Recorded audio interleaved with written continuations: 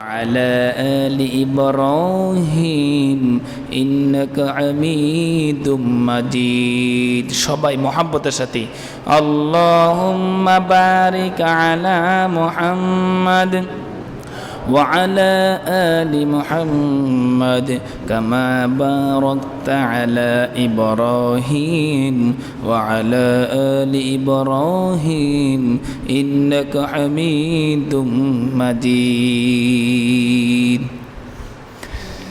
अर्जुए कुछ दिल में बुरी है आँखी तेरे समत लगी है बलगल उला बिकमालिही कशफत दुजा बिजमालिही हसनत जमीउ खिसालिही सल्लु अलैहि वालिही। अल्हम्दुलिल्लाह, যে মহান মালিক আপনাকে আমাকে পবিত্র জুমার নামাজ, পবিত্র জুমার সালাত আদায় করার লক্ষ্যে পবিত্র মাহে রমাদানের আরবি মাসের রমাদানের 6 তারিখে 6 রমজান, যে মহান মালিক আপনাকে আমাকে দুনিয়ার সমস্ত জায় ঝামেলা থেকে মুক্ত করে পবিত্র সিয়াম সাধনার মধ্য দিয়ে আল্লাহ পাকের সন্তুষ্ট অর্জনে 10 মায়ের 10 সন্তানকে যে মহান মালিক দুনিয়ার জমিনে সবচাইতে নেকের জায়গা, রুকুর জায়গা, সেজদার জায়গা, দামি জায়গায় করোনা হাদিসে আলোচনায় সমবেত হওয়ার তৌফিক দান করেছেন। এই জন্য সে মহান রবের শানে কালিমাতুর শুকর আদায় করি, প্রত্যেকের দিলের নিংড়ানো ভালোবাসা মোহাব্বত উজাড় করে সকলেই রবের শানে পড়ে নিতেছি, বলেন আলহামদুলিল্লাহ। মুহতারাম হাজরিন, চলছে মাহে রমাদান। আজ 6 রমাদান চলতেছে, রহমতের প্রায় 6 দিন শেষ হতে যাইতেছে। জানি না কে কতটুকু রমাদানের রহমত আমরা পাইলাম। আল্লাহ পাক আমাদের পরিপূর্ণ রহমত বারাকাত দ্বারা নসিব করুক, সকলেই বলি আমিন। আমার বন্ধুগণ, কোরআনুল কারিমের মধ্যে 24 পারার 5 নাম্বার পৃষ্ঠার ভিতর আল্লাহ পাক রব্বুল আলামিন কত সুন্দর আলোচনা করেছেন। রোজাদার ব্যক্তিকে আল্লাহ পাক রব্বুল আলামিন এত মাকাম দান করেছেন, যেই ব্যক্তি আল্লাহর সন্তুষ্টের জন্য রোজা রাখবে, আল্লাহ পাক রব্বুল আলামিন তার চেহারা থেকে জাহান্নামের দূরত্বকে 70 বছরের রাস্তা করে দেবে। সুবহানাল্লাহ বিহামদি। আমার ভাইয়েরা, আমার রোজাদার ব্যক্তির জন্য গর্তের পিপিলিকা থেকে শুরু করে যত বড় বড় যত ক্ষুদ্র ক্ষুদ্রতম মাখলুকাত রয়েছে, সমস্ত মাখলুকাত ওই রোজাদার ব্যক্তির জন্য দোয়া ইস্তেগফার করতে থাকে। সুবহানাল্লাহ বলেন না রে ভাই, সুবহানাল্লাহ। আমার ভাইয়েরা, আমার রোজাদার ব্যক্তি দুনিয়ার জমিনে আল্লাহর জন্য তৃষ্ণার্ত ছিল। আওয়াজ করে বলেন, কাদের জন্য? আল্লাহর জন্য। সবাই একটু কষ্ট করে বলেন, কার জন্য? আল্লাহর জন্য তৃষ্ণার্ত ছিল।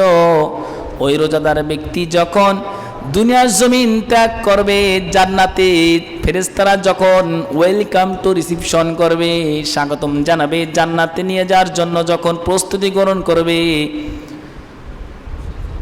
তো বিশ্ব পয়গম্বর বলেন রায়্যান নামক জান্নাত রয়েছে। জান্নাত হলো মোট 8টি। আওয়াজ করে বলেন, কয়টি? এই 8টা জান্নাতের মধ্যে সবচাইতে স্পেশালি জান্নাত রয়েছে, দরওয়াজা রয়েছে। সেই জান্নাতের দরওয়াজার নাম হলো রায়্যান। আওয়াজ করে বলেন, নাম কি? এই রায়্যান নামক দরজায় ওই সমস্ত ব্যক্তিগুলা যাইতে পারবে, ওই শ্রেণীর লোকগুলা কেবলমাত্র শুধুমাত্র ওই মানুষগুলা যারা দুনিয়ার জমিনে আল্লাহর জন্য রোজা ছিল। সুবহানাল্লাহ।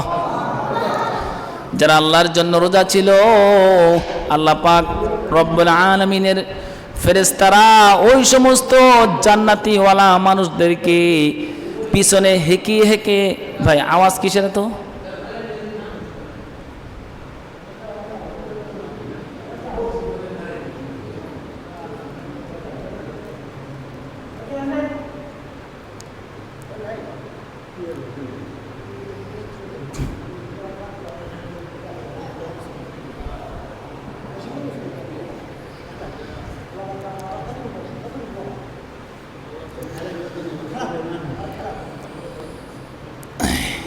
তোমরা মাদ্রাসা ছাত্র যারা একটু খেয়াল রাখবা, মসজিদের মধ্যে এমন কোনো আচরণ করবা না যে তোমার দ্বারা একটা মানুষ কষ্ট পায় বা বিরক্ত বোধ হয়।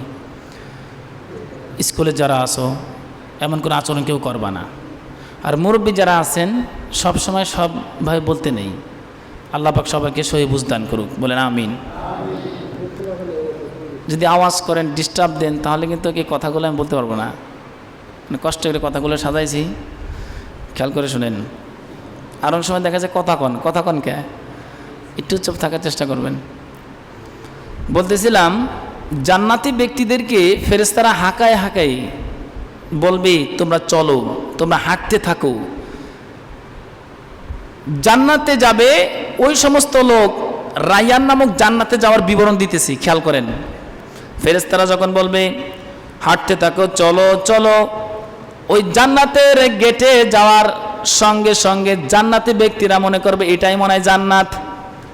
এত সুন্দর বাগান, বিশাল উদ্যান, এত সুন্দর বাগান, এত সুন্দর মনোরম দৃষ্টি, এত সুন্দর আকর্ষণীয় জায়গাগুলো পাইয়া মনে করবে এটাই মনে হয় জান্নাত। ওইখানে বৈশা জান্নাতীরা খাওয়া দাওয়া শুরু করবে। ফেরেশতারা বলবে এটা জান্নাত না, সামনে হাঁটো। প্রথম গেট পার হওয়ার পর দ্বিতীয় গেটটা আবার প্রথম গেট থেকে অনেক উন্নত। যেমন আমরা শপিং মল করি, কি বলেন, মার্কেটে যাই না বলেন, এই শপিং মলে যাওয়ার আগ দিয়ে আমরা কিন্তু গেট আমরা অতিক্রম করি, কি বলেন, গেট ব্যবহার করি না। এই যে মসজিদে আসছি, মসজিদে কি আমরা জানলা দিয়ে বা ছাদ দিয়ে এরকম আসছি না, ঠিক তার মসজিদের গেট দিয়ে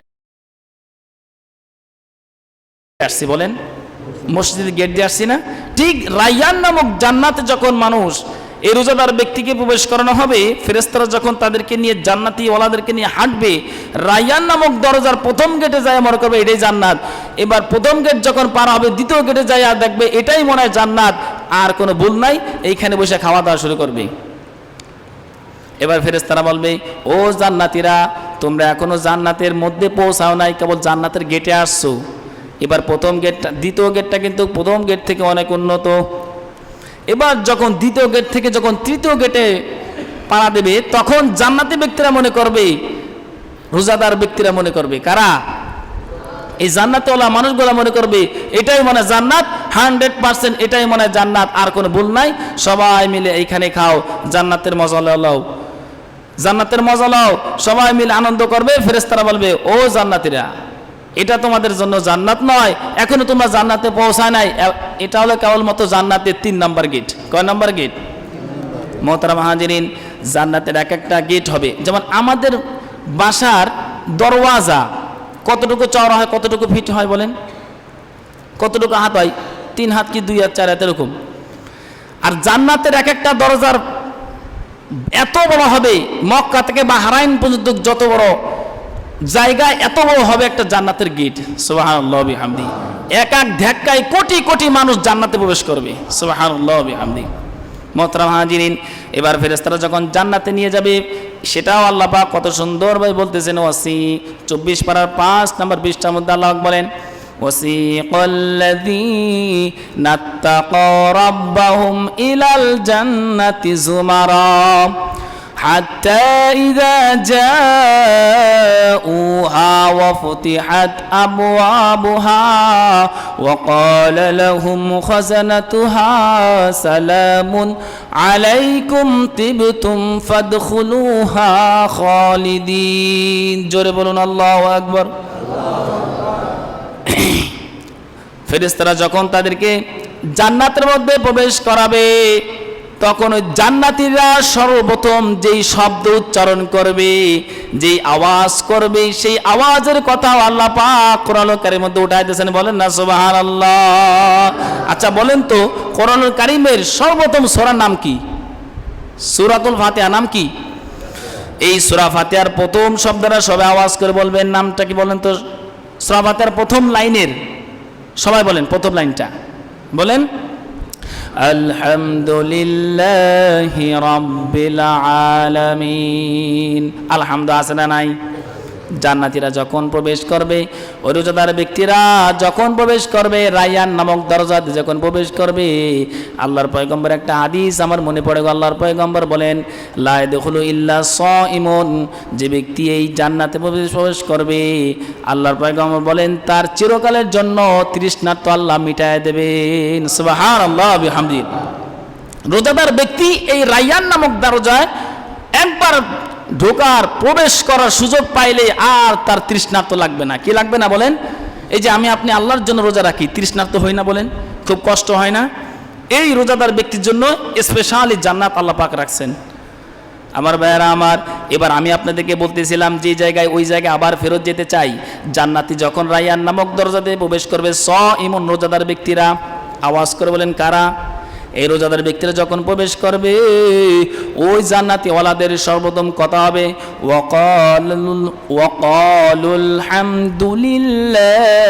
যারা পারেন ঠোঁট মিলাই মিলে আমার সাথে পড়েন, ওয়াকালুল হামদুলিল্লাহিল্লাযী সাদাকানা ওয়া'দাহু ওয়া আওরাসানাল আরদা নাতাবাওয়াউ মিনাল জান্নাতি হাইযু নাশা ফানি'মা আজরুল আমিলিন। সুবহানাল্লাহ বলেন।